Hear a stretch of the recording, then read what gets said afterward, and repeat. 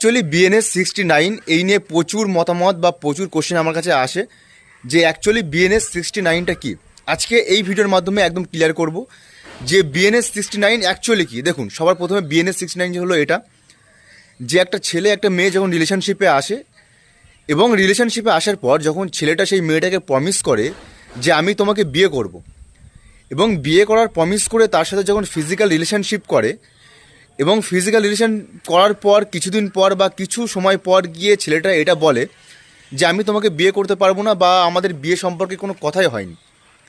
এই রকম অবস্থা যদি হয় বা এইরকম সিচুয়েশন যখন আসে, তখন এটা চলে যায় ফলস প্রমিস টু ম্যারেজের আন্ডারে।